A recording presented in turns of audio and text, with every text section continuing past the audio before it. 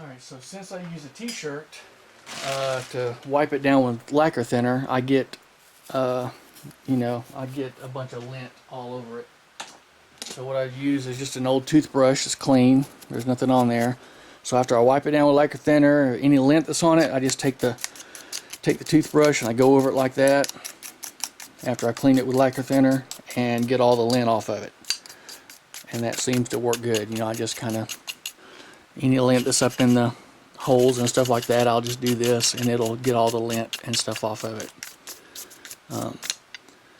Alright, so the other thing I was going to tell you is all these little rubber things I've got up in here. They're real handy. You don't have to use these. Like these I was telling you about, that I had to cut the ends off of them. It's from a company called AR Mask. It's IC13.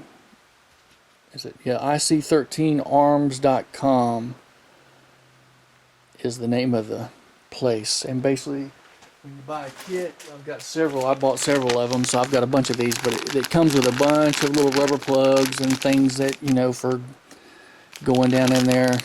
You may not want to do this because I think it's like 30 bucks for a kit. But so if you're only doing one gun, that's going to be a little bit overkill. But if you're going to do more than one gun, it does come in handy to have all these little plugs and pieces and stuff for when you're painting. Like I said, some of them they're too long. I had to cut the tips like that. You can see that one right there, that clear one. I had to cut the tip of it off because when you put one in each side, they hit. So I had to cut the tips of them off to where I could push them in without them hitting each other. But it's got all the little plugs that you need for, you know, filling all these holes, and they're flush. You don't want anything sticking out, because anything sticking out like this, like I was saying, anything that's going to be sticking out is going to cause a problem. You got to work around those things sticking out there. So you want everything to be as flush as possible. So that's one thing that you can do, is get those, you know, the IC13arms.com place if you want to get these.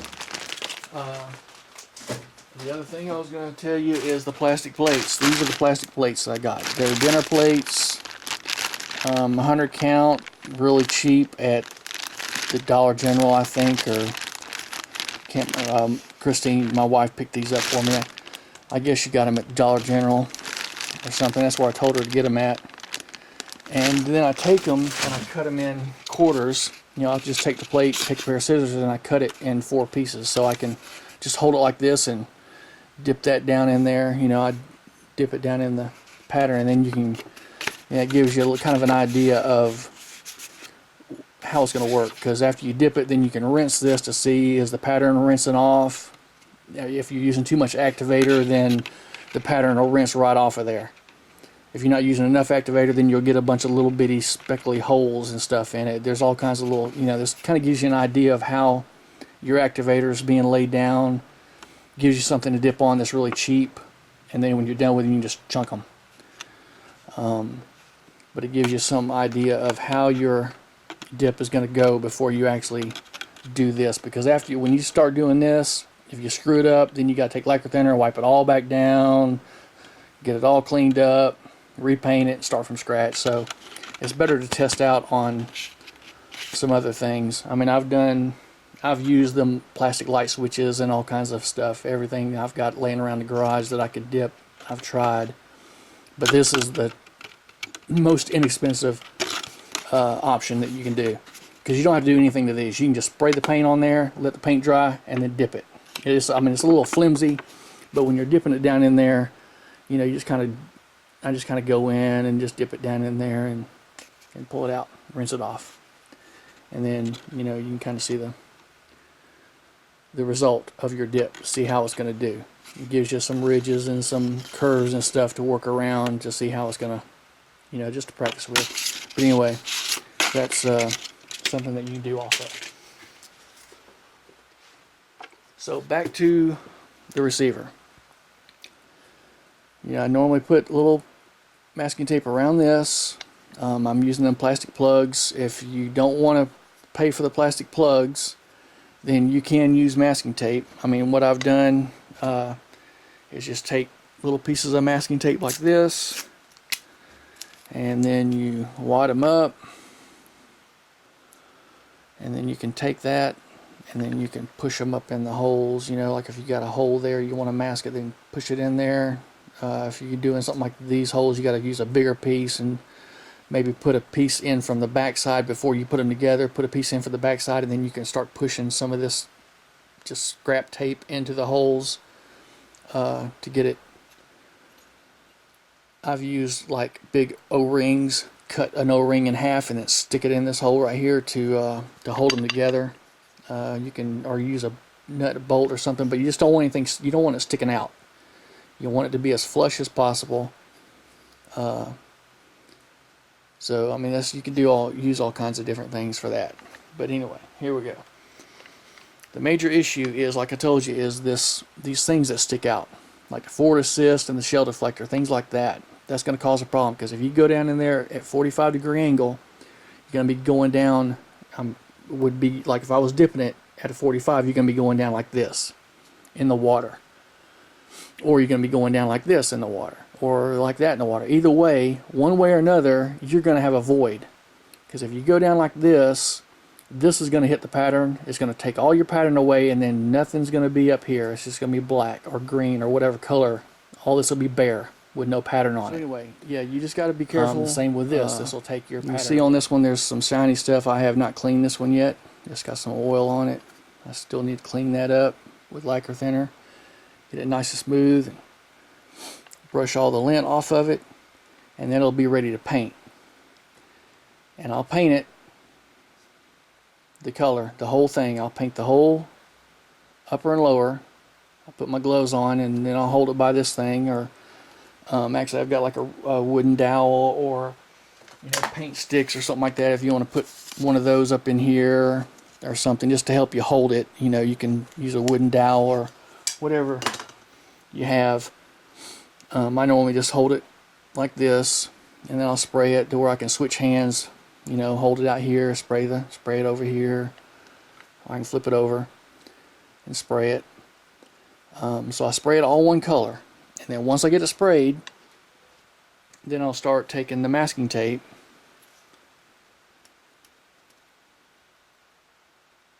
and I'll go around the trigger guard. I use small pieces for this because it's a lot easier. So I'll just take like a small piece and I'll go halfway in,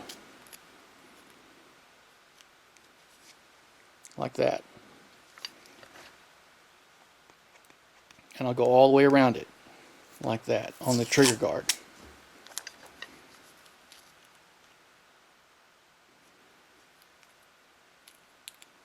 Trying to keep it halfway in the trigger guard.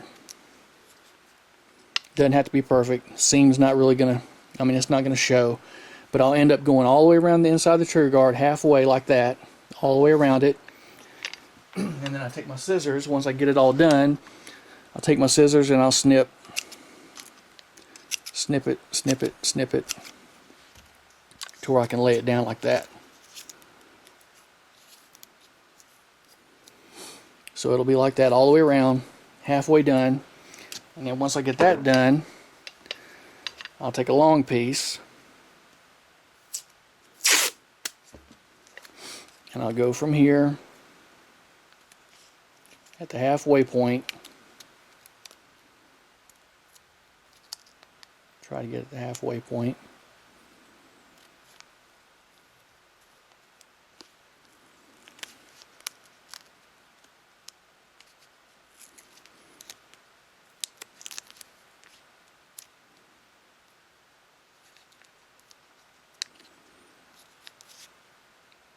Like that. I'm not really taking my time, but you kind of get the idea. So I'll do half of it all the way across. Come up here.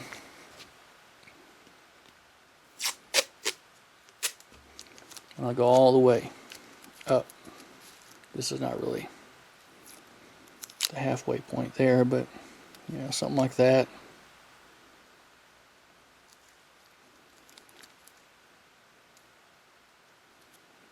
Get it down in there like that.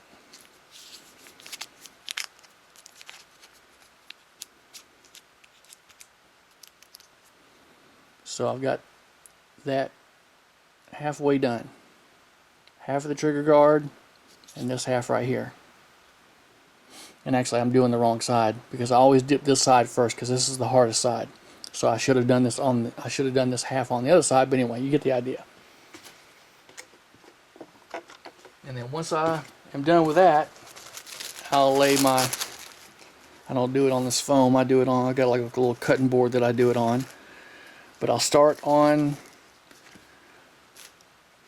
I'll put this down and I'll cut me a piece, you know, about the size that I need.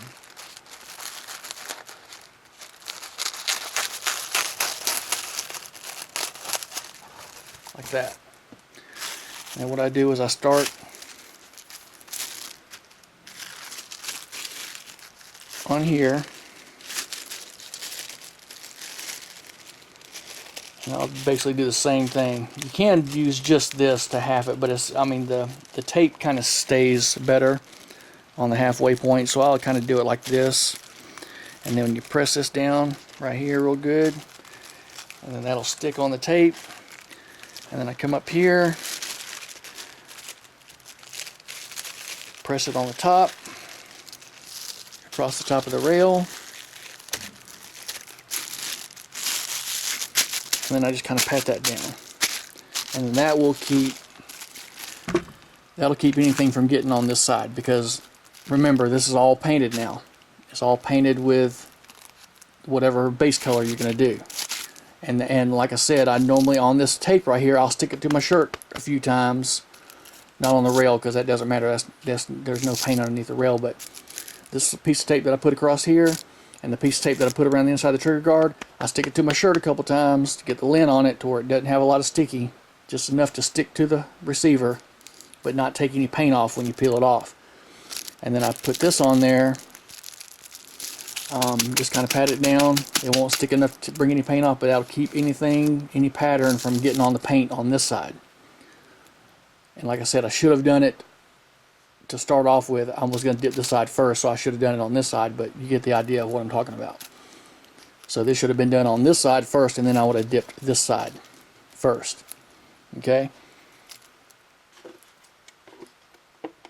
And then once I dip it this way, upside down. And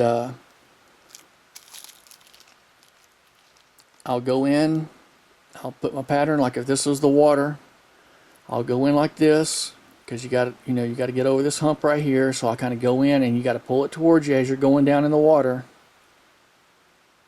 And then I keep pulling it toward me as I'm going down lower. I slowly start tilting it over, and just as the water level gets up to about, right here, I have it dipped over this way, and then I kind of go down like that into the water. Get it completely submerged, kind of shake it a little bit to get the pattern kind of away from above you, and then you can pull it out. And then what I do is I pull this off.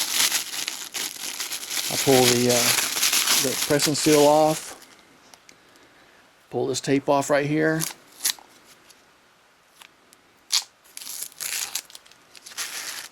and pull this part right here off. Just carefully pull the, and you don't want to touch it, hold it by you can pull these out a little bit more if you need more to hold on to, but don't touch anything, because that pattern, while it's wet, it will come off of there. So then, and this wouldn't stick as much if I had stuck it to my shirt, like I said, but this would come off a lot easier if it didn't have as much sticky. But I pull all this off right here, and then that's what I'm left with. I leave all the rest of it alone.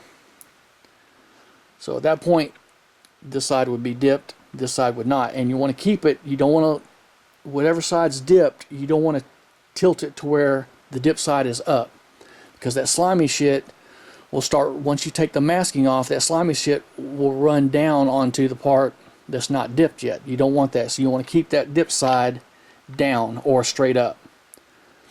And I normally hang it up on my pegboard, with a peg hook in there, and just let it hang for a while.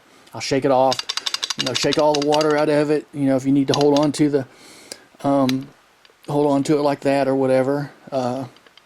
Shake the water out of it, get the water all out of it real good, and then hang it up and just let it dry for a while. You know, for about 30 minutes. And then about every 15 minutes or 30 minutes or whatever, I'll come back over there and I'll kind of shake it out, let a little more water drain out of it, and I'll take my air hose with my little blow gun or whatever, and the side that's not dipped, that has water on it, I'll kind of spray the water off the non-dip side to get it dried off. And I'll do that for about every 15 minutes for about an hour, about 4 times or so. I'll go over there and I'll shake it off and take the the air gun, and I'll kind of blow it off. But remember, whatever side's dipped, you don't want to let that slimy shit run down onto the side that's not dipped, because that'll stop the next dip from sticking. The slimy stuff that's on the side that you've dipped will act like a masking agent, so that when you dip this side, anything that wraps around, any of the pattern that may wrap around on the back side and get on it, it won't stick to it. It'll rinse off. So,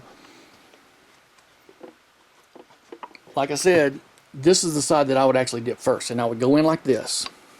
This is the way I've been doing it, and this is the way I've been getting the best results. Is start with this side, I go down in the water, I have it tilted kind of back this way, and I'm going down in the water and I'm pulling it toward me.